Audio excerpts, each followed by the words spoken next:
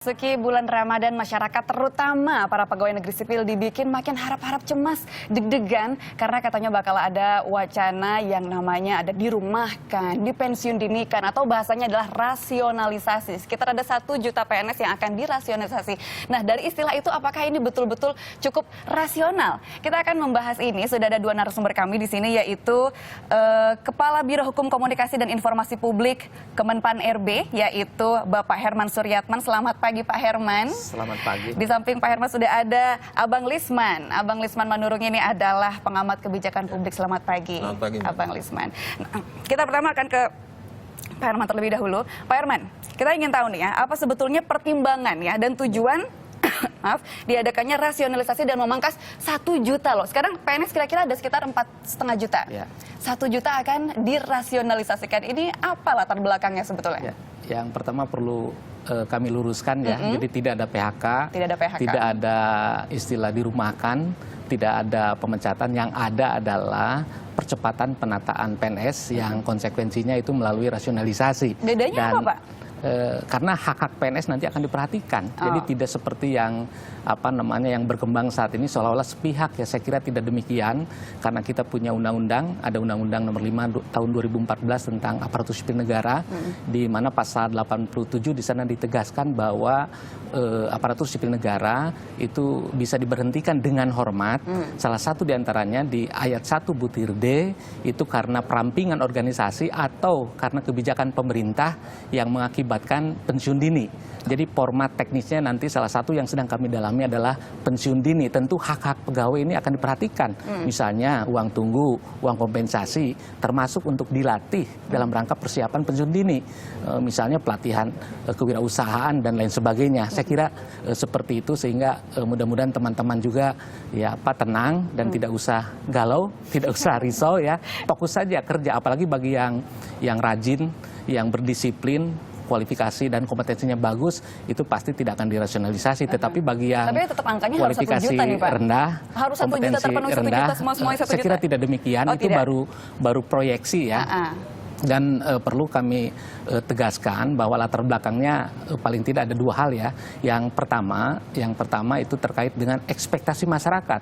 Masyarakat hari ini menghendaki pelayanan publik dari aparatur sipil negara ini maksimal. Betul. Dan realitanya hari ini kita lihat beberapa survei misalnya.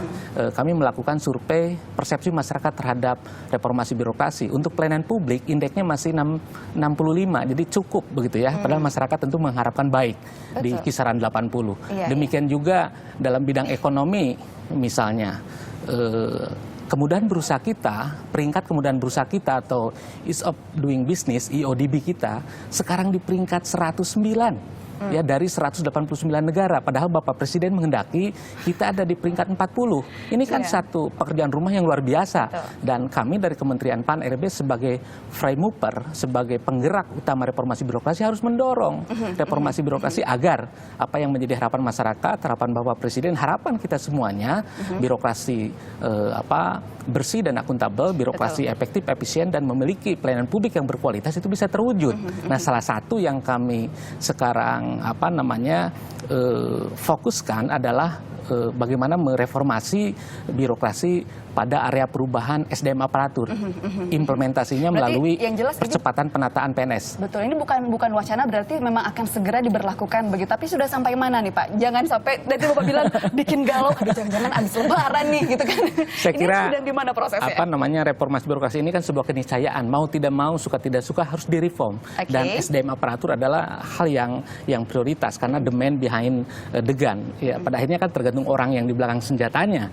Dan aparatur itu menjadi sangat berarti krusial. Sekarang sudah disosialisasikan pelaksanaannya pada tahun ini juga begini, atau?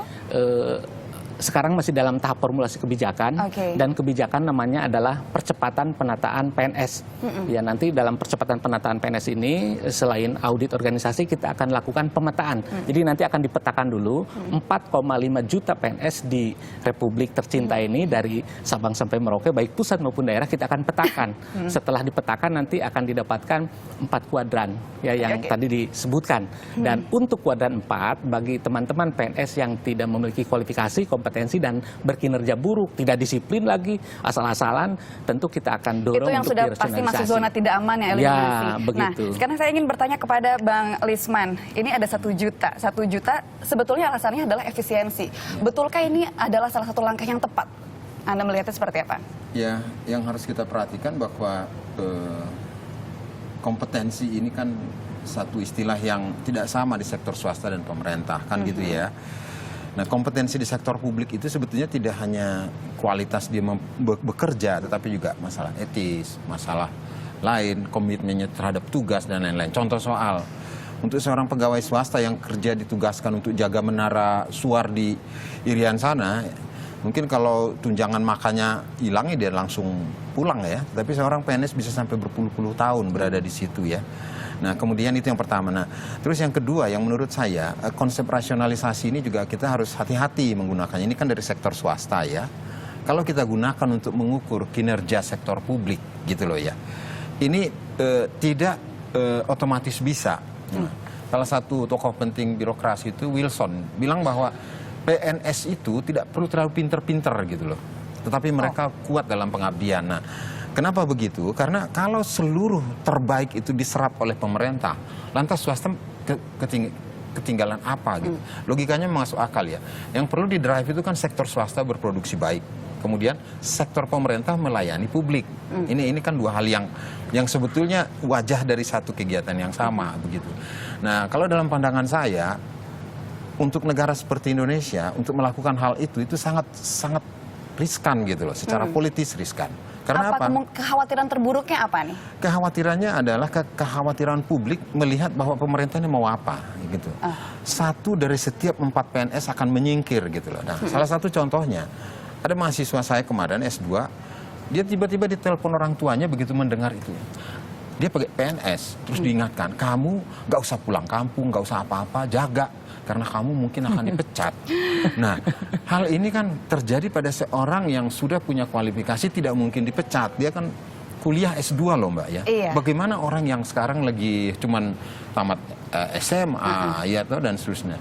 Nah, menurut hemat saya, kita harus berhati-hati untuk menggunakan konsep-konsep rasionalisasi ya untuk diterapkan kepada sektor pemerintahan. Ya. Atau mungkin sosialisasinya kurang mendalam begitu, Pak Herman. Jadi ada kekhawatiran itu ternyata galau itu betul ada begitu. Anda menyikapinya harusnya seperti apa? Ya, pertama ini masih dalam formulasi kebijakan dan saya juga menyayangkan ke Bang Lisman ya. Satu sisi beliau ini mengkritisi kenapa kinerja PNS ini tidak sesuai dengan harapan masyarakat, tapi di sisi lain pada saat memang hanya aksi akrobatik dari Kemenpan RB saja. Saya kira tidak demikian. Pada saat kita coba dorong ada proses percepatan penataan PNS yang konsekuensinya rasionalisasi, tapi tadi kan pendapatnya seperti yang kita saksikan. Saya kira sah-sah saja, tetapi kami juga menyayangkan. Nah, perlu kami kemukakan bahwa pelaksanaan penataan PNS ini, percepatan penataan PNS, kami desain sedemikian rupa dan kriterianya juga sangat jelas dan tegas. Paling tidak ada 3 kriteria. Yang pertama kualifikasi, ya kompetensi dan kinerja. Saya kira bukan hanya di sektor private. Bagaimana caranya bisa mengkriteriakan itu Pak? Klarifikasinya yang jelas begitu sehingga ada rasa saya cukup aman berada di zona, setidaknya kayaknya saya ada di zona yang kuadran 3 gitu. Atau 2 atau 1 loh mudah-mudahan. Bagaimana cara memastikan itu supaya itu betul-betul yang dieliminasi atau dirasionalisasi adalah orang-orang yang tepat. Ya, saya sampaikan 3 kriteria atau indikator ya, dan ini bukan hanya di private, di sektor publik juga, di pemerintah wajib ya, karena PNS kan digaji rakyat, tentu harus akuntabel, harus bisa mempertanggungjawabkan. Yang pertama kualifikasi. Kualifikasi itu menilai sejauh mana kesesuaian antara latar belakang pendidikan, latar belakang penugasan, pengalaman dengan syarat jabatan, kan harus sesuai. Nah, kemudian yang kedua kompetensi. Kompetensi itu untuk menilai sejauh mana penguasaan bidang tugas yang bersangkutan, sejauh mana penguasaan terhadap IT. Hari gini tidak melek teknologi kan kebangetan ya.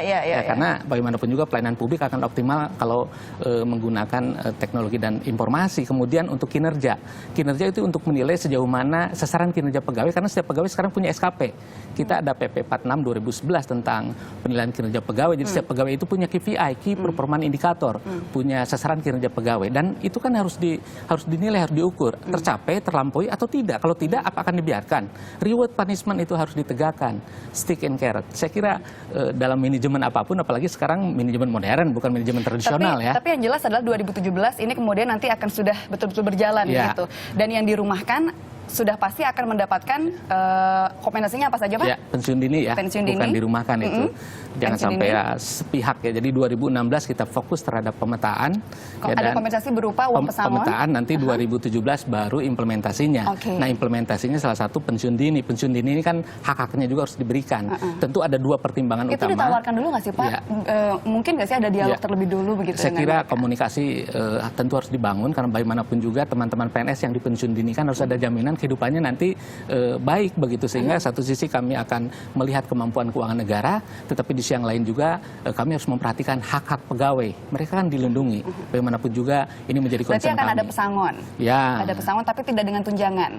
Apa namanya, semacam uang tunggu, kemudian uang kompensasi, jumlah dan lain sebagainya masih kami simulasikan. Yang jelas pasti akan baik untuk semua pihak ya. Karena Bapak Wakil Presiden juga menegaskan, Pak Menpan juga menegaskan bahwa kegiatan percepatan penataan pegawai melalui rasionalisasi nanti salah satu diantaranya, bagian kecilnya itu akan dilakukan secara gradual, akan dilakukan secara cermat, hati-hati, dan insya Allah berdasarkan peraturan perundangan. Sampai tahun berapa, Pak? Kira-kira gradual itu 2019. 2019. Ya, sejalan dengan roadmap reformasi birokrasi, dan akan berlanjut sampai 2024. Betul. Akan berlanjut. Bang Lisman, ada uang tunggu di situ kompensasi. Tadi juga sempat disebutkan oleh Pak Herman ada semacam pembinaan untuk mereka yang dirasionalisasikan.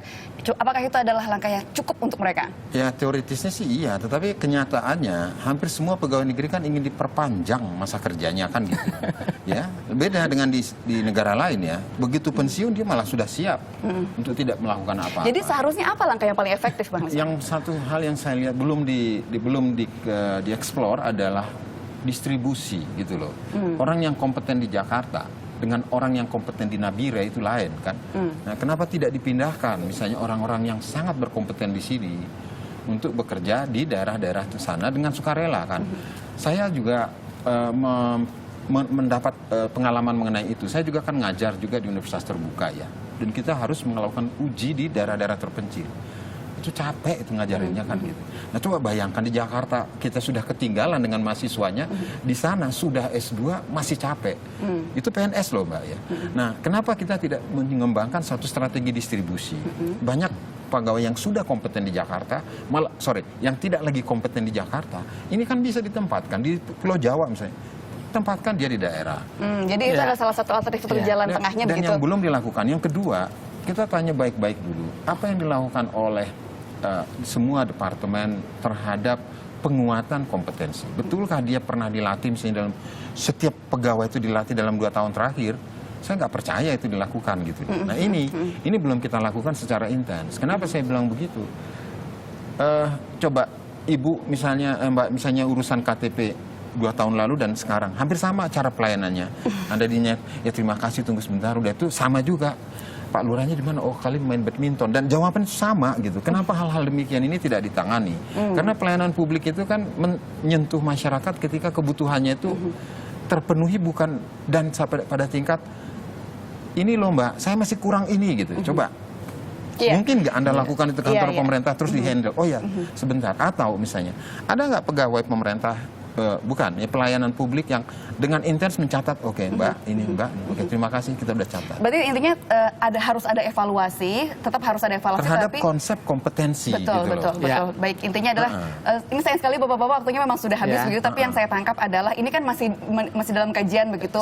Masih ada waktu mungkin untuk bisa ini lebih matang begitu, Pak. Bahkan mungkin menurut saya, ini saya mohon izin ya, di negara berkembang tidak menguntungkan secara politik untuk menggembar-gemborkan rasionalisasi. Termasuk Cina juga. Cina juga menghindari istilah itu. Mereka sudah sangat baik. Kenapa? Di sana terjadi layoff besar-besaran karena sektor pemerintahnya sudah over capacity, sudah pelayanan sudah bagus. Apakah itu sudah menyebabkan pertimbangan dari Kemenpan? Cina itu tahun 2000 melakukan rasionalisasi dari 8 juta ke 4 juta. Betul, tapi dia itu karena over capacity di dunia ini pun mereka over capacity. Kemudian terkait dengan betulnya kita berbeda dari Cina, kita beda nih. Saya kira berbeda, tetapi ada hal yang bisa kita ambil pelajaran ya. kembali ke yang tadi bahwa redistribusi, realokasi kami lakukan juga begitu, sehingga perlu kami jelaskan di sini. Ini kan diawali dengan pemetaan, dan dari pemetaan itu ada 4 kuadran paling tidak secara makro, dan terhadap masing-masing kuadran kan ada treatment. Untuk kuadran 1 treatmentnya dipertahankan, dipromosikan.